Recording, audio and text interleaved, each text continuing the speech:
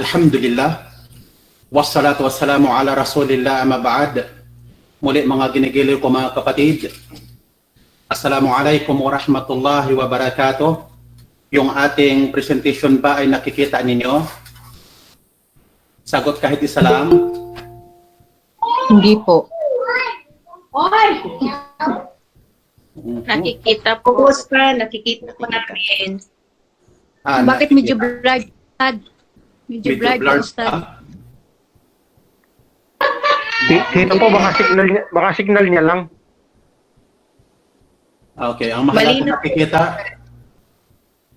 Ang mahalaga, yung una natin natalakay patungkol sa ibadat at muamalat, balik-balikan ninyo mga ginigiliw ko mga kapatid para mayroon kayong madaling sagot sa mga gumagawa ng bid'ah.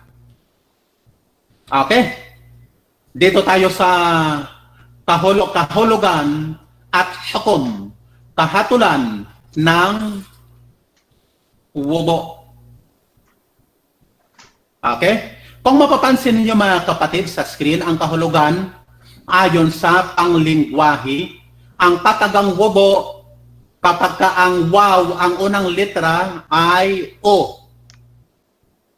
O, ito ay tumutukoy sa gawaing paghuhugas, yun nga ang ablusyon. At kapag ka ang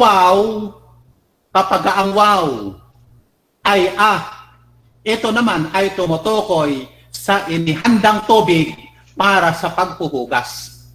Ang wudu, gawa, ang wabo, tubig. Okay? Tandaan ninyo. Gayon din naman, nagmula ito sa salitang waba'a. Waba'a, na ang kahulugan ay kabutihan at kalinisan. Nanggaling din daw ito sa tinatawag na baw. Maring ang ilan alam ang meaning ng baw. Ang baw ay ilaw. Ilaw. Okay, yan ang kahulugan ng wudu ayon sa lingwaheng Arabic. Ngayon, ano naman ang kahulugan ng wudu ayon sa terminolohiya ng batas ng Islam? Gusto ko lang basahin ng mabilisan. Paggamit ng tubig sa apat na bahagi ng katawan, ito ay ang mukha. Tandaan natin ha, apat na bahagi ng katawan. Ito daw ay mukha, dalawang kamay, ulo at dalawang paa ayon sa natatanging paraan. Ibig sabihin, mayroong espesyal na paraan na alinsunod sa batas. Pag alinsunod sa batas ni Allah subhanahu wa ta'ala bilang pagsamba kay Allah. Okay? Ngayon, ang hukom o kahatulan ng wudu, ito ay obligado sa isang mayroong hadat, na kung saan ang hadat na ito, natalakay na natin noong nakaraan. Kung nais ng isang tao na magsala at nagkaroon sa ng hadat, kinakailangan na niyang magwudu. At iba pang katulad, kunyari, nito, halimbawa ng mga pagsamba, kagaya halimbawa sa tawaf at paghawak ng Quran. Ngayon, ang batayan ng pagkaobligado nito, para kanino obligado at kailan ito obligado. Ang nababasa nyo sa screen sa ngayon ay ang mahabang aya.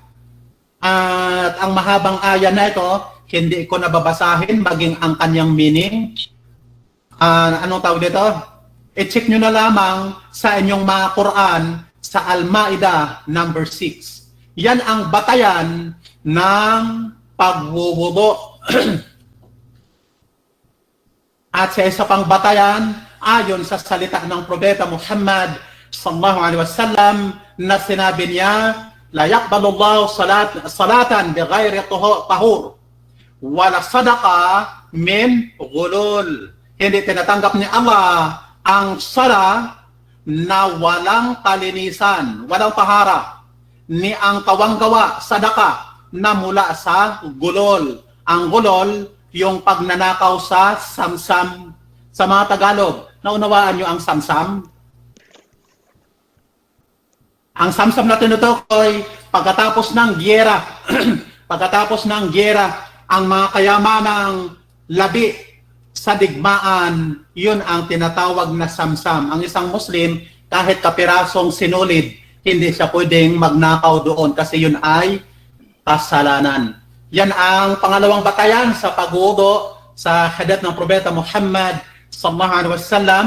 Ito mayroon pa isang salita ang Propeta sallallahu alaihi wasallam. La yaqbalu Allahu salata ahadikum idza ahdatha hatta yatawadda. Hindi tinatanggap ni Allah ang isang sala ng sinuman na nakapaghadat hanggang sa siya ay magwudu. Hindi inulat mula sa sinumang Muslim tungkol dito ang pagkakasalungatan patungkol dito. Magkagayon, napatunayan na ang wudu ay alinsunod sa batas. Quran, Sunnah, at Ijma. Quran at Sunnah, alam natin, ang Ijma na tinatawag, ito yung pagkakasundo ng mga jurist sa Islam. Hinggil sa kung kanino ito obligado, ito ay obligado sa Muslim na nasa katinuan, hustong gulang, okay, yun ang pangalawa, kung nais niyang isagawa ang sala at iba pang mga kagaya na gawain, kagaya sa tawaf, paghawak ng Quran na atin ang nabanggit. Ngayon, hinggil sa kung kailan ito obligado, ito ay kapag pumasok ang oras ng sala, obligado siya.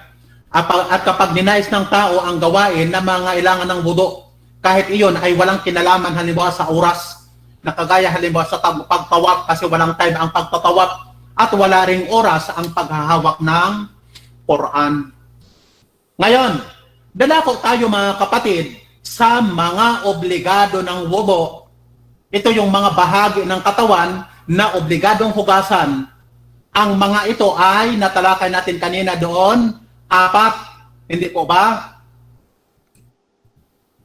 Pero yung pagkakasunod-sunod, sa screen ba ninyo, nakikita ninyo ang larawan? Sumagot ka Opo, isa? Ustad. Malinaw po. Opo, malinaw po. Okay. Natalakay natin sa aya na 4 ang obligadong hugasan. Pero sa mga obligado ng wudu, mayroon itong 6. Ang pang-5 at pang-6, hindi na yun bahagi ng katawan. Na kung saan, ang number 1 dyan, paghuhugas ng buong mukha. Okay? Paghuhugas ng buong mukha. Ayon sa salita ni Allah, ito yung dalil. Idza qumtum ila salati faghsilu wujuhakum. Yan ay bahagi ng aya na mahaba kanina na hindi na natin binasa. Pinutol lang natin. Kapag tumayo kayo, papunta sa pagdarasal ay maghugas kayo ng mga mukha ninyo.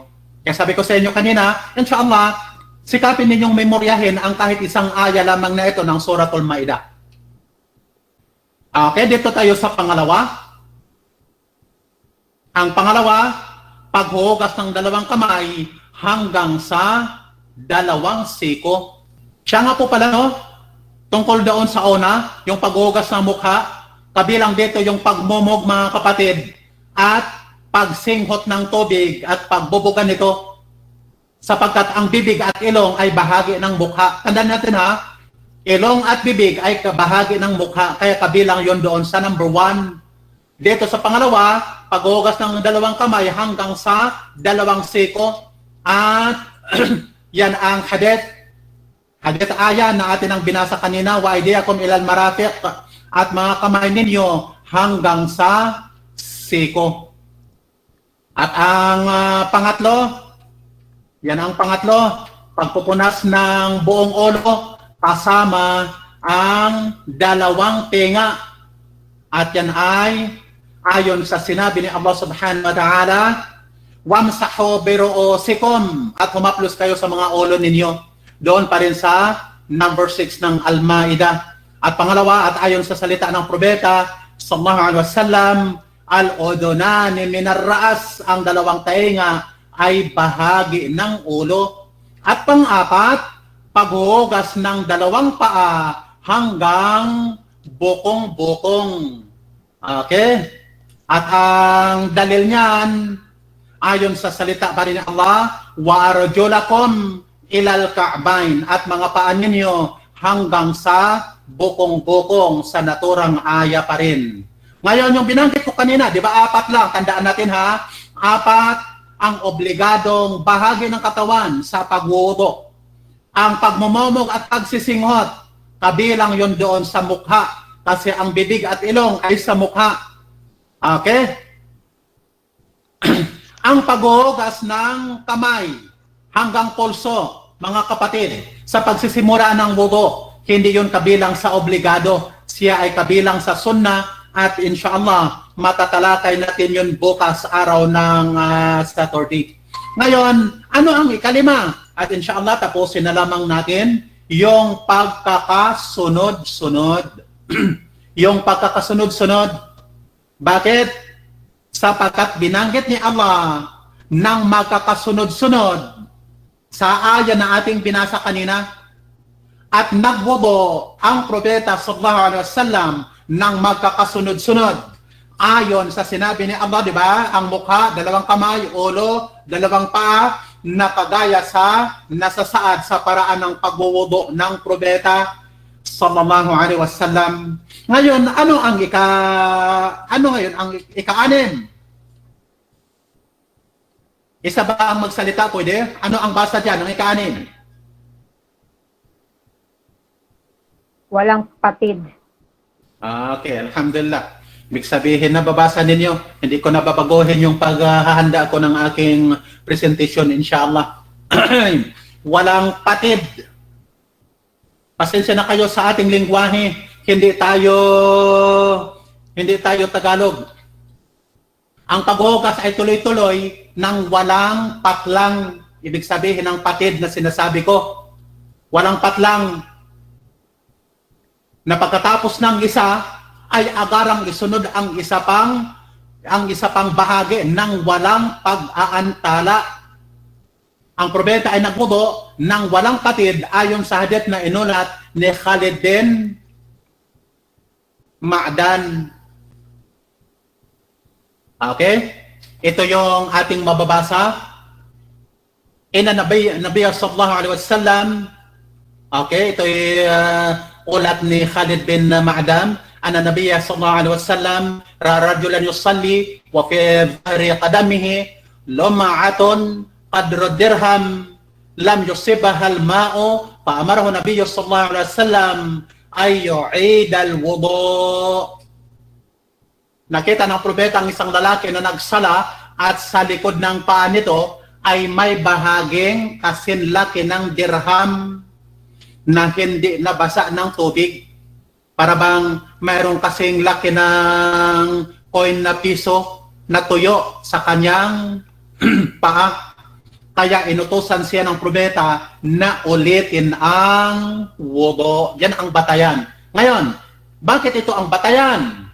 Kung hindi condition ang tuloy-tuloy na pag-wudu ng walang patlang o walang patid, tiyak na inutusan lamang sana niya na hugasan ang bahaging nakaligtaan at hindi niya inutosang ulitin ang buong pagwuwudo.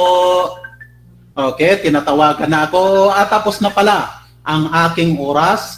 Hanggang dito na lamang. Subhanakallahumma wa bihamdik, asyhadu an la ilaha illa ant, astaghfiruka wa atubu ilaik. Wassalamu alaikum warahmatullahi wabarakatuh.